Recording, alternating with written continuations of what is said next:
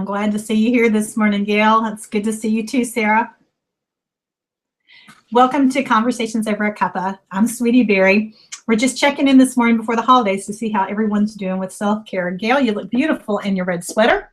Good morning, sweetie. How are things in Minnesota? Things are wonderful here. A little bit crisp, but it's the middle of December in Minnesota. That's to be expected. Absolutely. We've got a few people coming in a little late this morning. Sarah is in Sacramento, California, and she's on the road, so she's waiting to get to a safe place to pull off the stop with us. And we have Anisha Robinson-Keys, who is with us from Philadelphia area. Good morning, Anisha. And a few others here. So this morning's Conversations Over a Cuppa are going to do with self-care during the times of the holidays. And one of the things that I wanted to share and hear your ideas on are how do you stop perfectionism and how do you start really engaging your holidays during this busy season. Gail, I know you own a business. I know you're a writer and an author and a blogger and a wife and a founder of a group called Osiris Organization with at-risk children in Minneapolis. How do you take time to beat the perfectionistic bug during the holidays as a smart woman in business? Well, I tell you, sweetie, it is tough, and I'm learning every day to get better and better at it. What I usually do, though, is I have certain periods of the day where I simply stop.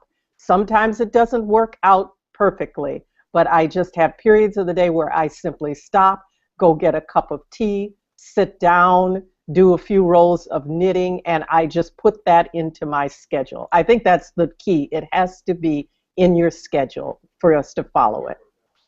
Well, that's it. You know, in my world, I am busy. I'm running 100 miles an hour. I'm a naturally high energy person. And so part of mine is about being very intentional. Now, my husband, Les, is a real sweetheart, and he loves to just use his little iPhone camera to capture us as life is happening. In fact, I wrote about it today on sweetieland.me, which is where I blog. And as we were looking through the pictures, there's pictures of my daughter, who's a young college girl, and she's serenely working with her animals, or she's working patiently on some of her art because she's a great artist. And then there are pictures of Les, who is chopping wood or is taking care of things for our home, and he's very intentional in that space and smiles on his face. And then there are pictures of me in process, and there I am, really seriously, really driven, really in the moment of getting something done, but not bringing joy to the journey. And part of the holidays, part of every day, which I want to be a holiday this year in 2015 as we go forward into 2016, 2017, is I want to make sure that there is joy in the journey. We've gotten so automated, whether it's Hootsuite uploading our post or whether it's, mechanisms on our phone so we can do our banking from the house. We're doing too much all the time. And part of what I really encourage, as you know, with my friends is to do intentional things. This taking a conversations with a cup is an intentional thing. It's a stop. It's a grabbing a cup of coffee with an intentional time with women that I really enjoy from Dear Whimsy, and just seeing how life is and checking in. And part of that is for me how to stop this perfection bug, because when we slow down and breathe, when we look at those pictures of our daily snapshots in our head of life, if we're not smiling, if we're not feeling happy or warm about our lives, something's not right, because it's the only one we got. This is it. This is the life we get, and not even another day is guaranteed. And so part of what we're doing is getting really intentional about slowing down at our space. Does that mean we do less? No, it means we do it differently. That's right. Well, sweetie, so you're saying the snapshots that Les took actually showed you your face that you were not having fun. Well, and it's even more than not having fun. It's not even having the goal of having fun. It's having the goal of doing more, getting it done, taking Wonder Woman to extremes, because I'm pretty good about saying no to things, but I'm not very good about saying yes to me. For many years, I think it was very popular in the media to talk about the power of no. In fact, one of my very favorite books is about smart women know how to say no. And I think no is very important in our life. We have to say no to a lot of things to say yes to the good things. I was having problems with the yes part of it. Yes, I'm worth going to take an afternoon off with my daughter shopping and playing. Yes, it's worth it even if it's not about taking my daughter and doing something for her. I'm worth getting out for an afternoon and seeing pretty lights by myself and having that solitude at the park. Yes. Saying yes to getting comfortable shoes, or saying yes to taking time to have a cup of coffee for 5 or 10 or 15 minutes with friends across the country that I don't get to have coffee with locally. Taking the time to say yes to what is it that would bring comfort or joy to this day, not someday, but today. That's right, right. So you're getting more and more in the moment. Of that sounds what I'm hearing. I think so. I think I'm very strong as a businesswoman of planning outcomes for businesses for a quarter, for a year, for 18 months out. I'm very poor at planning for today's moment to be for me too. I think I'm good at taking care of others and nurturing others, but I've not been as good at taking care of me. Right, right. I can relate to that. Tell me about how your business is going. I know you've opened a new business of Gail's Kale Chips. That you have a local run natural foods process, and it is, I know it's good because I've tasted them. So tell me about that. What is it like to be a new business owner after years and years of being a successful business starter with Osiris as well as an author? Now you're doing something totally different, and it's a new path for you. What is that like? Well, it's fun, especially since I've been working it kind of for free for 6 months, which many entrepreneurs do. They kind of just get, when they have a product, you kind of get it out there. I've been giving samples to people now for about 6 months. So to move into actually saying, here's my product, you said you loved it, and here's what it will cost to now for me to get it to you so we're all happy. And to hear everyone go, I'm right in with that. tell me when you can deliver, and it's just really fun to see that. And to be creating a product that not only people enjoy, but is healthful for them. They don't have to totally change their whole life or even eating habits, but to be able to just add something that I find is very nourishing and tasty to boot. So it's just a whole fun thing. It really, really is. You know, it really is fun to serve a service or a product or to create something that is a joyful thing for others. You know, eating healthy is such a gift, and to be able to offer a product that not only tastes good, it's snackable, as they say, but is something that's really good for them is a true value. And there's very little selling involved. You know, nothing sells itself. But I have found personally that when people are seeking something and you can provide a solution set, it's not about selling anymore. It's about what it truly is, and that's serving. And Absolutely. you're doing a great job of offering something amazing to eat as a service and an alternative to things that are maybe amazing to eat but don't serve our bodies well. And I think that's such an important message. And it's a quiet message. I love the way that you didn't say, eat this, it's healthy, or, you know, whoa. You said, you know, very little about the fact that it's a quote-unquote healthy snack. And I know in an inner-city environment like Minneapolis, that message is very important to be healthy. But before they can get to healthy, they've got to have something they love. That's right. And I am just getting rave reviews as far as, wow, Gail, this is so tasty. Who would have thought? I'm hearing that over and over from people who say they normally don't like vegetables. This is kale? Wow, this is right up there with as tasty as Doritos. I love hearing that, because what they're saying is there's no reason I shouldn't be able to either add this to my snack list or maybe eliminate some of those that I know good and well aren't so good as far as snacks. But I don't have to give up my snacks, period. So it's just that's just a fun thing. That's fun. Well, and you know, the whole purpose of Dare Whimsy is to realize that our daily life, our business life, our home life, our personhood life can also be fun.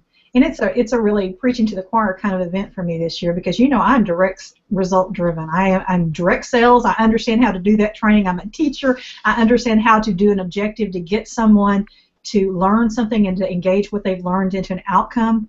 But I'm redefining that to Dare Whimsy for the outcome to be something that's enjoyable as part of my daily living. And I'm encouraging, as I work with other business women and other stay-at-home women, that they really dare whimsy too, to rethink the rules they live by, to rethink how it is they structure their day to go to a more joyful place.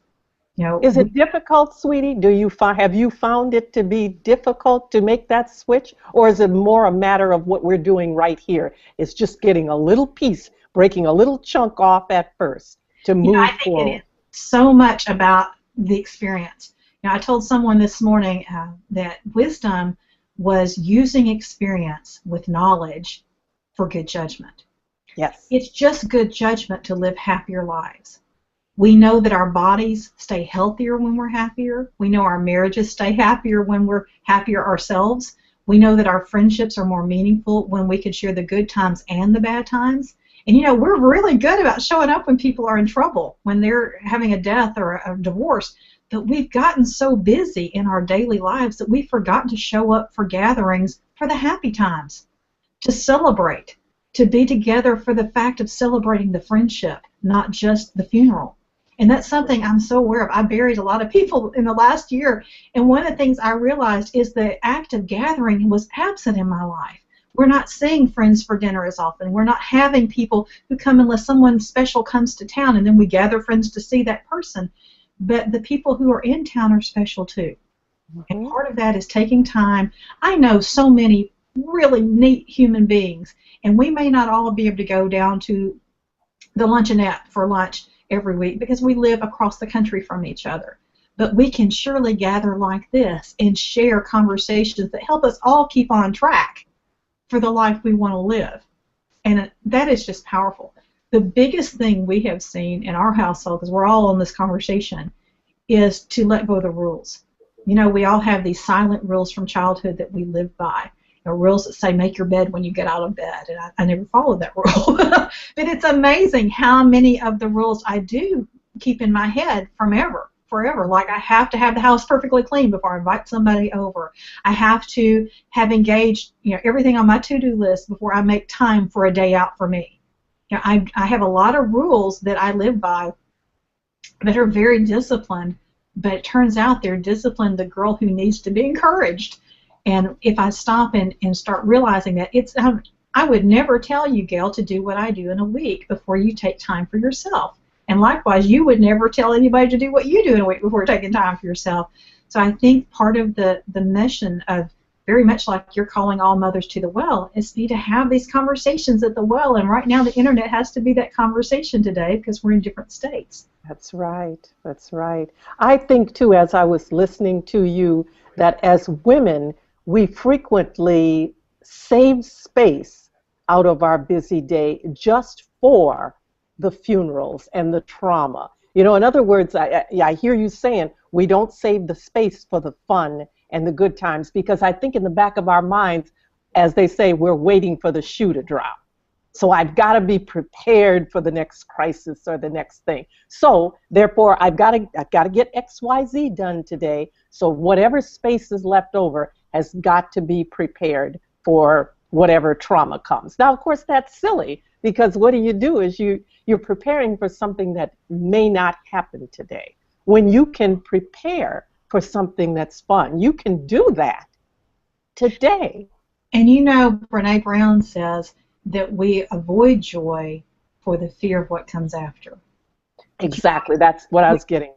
If we don't have the joyful experiences during the times that are not trouble, it's very difficult to have a reason to go forward when the trouble comes. That's right. I have a picture in my office that shows 3 girlfriends that got together quickly on the way to airport after we'd been at Blisdom in 2009. Sarah Cook and Tanya Sanders, the Chatty Mama. We were staying in a hotel near one extra day before we flew out the next morning. We didn't have time. We had a baby with us. We didn't have time to do what we were doing, but we made the time to stop at Cracker Barrel and to have breakfast together, to have that time together because we do live across the country from each other. And even, 5 years later, that is such a meaningful moment to me to go back and remember and recall the conversations and the craziness of trying to get all of that stuff in a Volvo for all of our luggage and everybody in the airport at the same time. But those moments are catch as catch can. But we can too easily get out of the habit of finding those moments. I think so many of us are blessed to have weekly client calls or to have strategic client calls where we get to check in on each other's lives just a moment or two before the business takes over. But how much more important as women that we start intentionally gathering our time with other women with the sole purpose of being together. That's right. And look at that memory. You said that happened in 2009. You still have that wonderful memory to draw up. It has not gone away, the connection. That's what I love. That's what That's it. You know, those snapshots that Les took really got my attention. In fact, I blogged about it today because I really want the snapshots of my heart to always show a place where I was involved in laughter, I was involved in service, I was involved in kindness, I was involved in silliness with my friends. I want those snapshots of the heart to be emblazoned on other people's hearts too. I don't want to just remember, you know, gosh, mom made a lot of money that year, or gosh, mom, you know, traveled a lot that year, or gosh, mom did something else. I want them to remember that dinner was on the table with their favorite food. I want my husband to remember that the washer was empty when it was time for him to use it because he really prefers to do his own laundry. I want to make sure those snapshots show quiet, careful preparation of time together, as well as time for just fun. Time to come home and say, no, we're not going to work in the yard tonight. We're loading up and we're doing this, that, or the other that we enjoy together as a family. You know, we too often postpone living for life. We do. We do indeed. We do indeed. Well, I think that's a great place to stop us this week. We're about out of time. I hope that you'll follow Gail at gailroddy.com. That's her blog, and it's an exciting place to go think some more on the same kind of topics. I'm Sweetie Berry. We hope that you'll join us with Conversations with a Cuppa next week. We'll be here again at 10 o'clock Central Time. Thanks, Gail. Thanks, sweetie.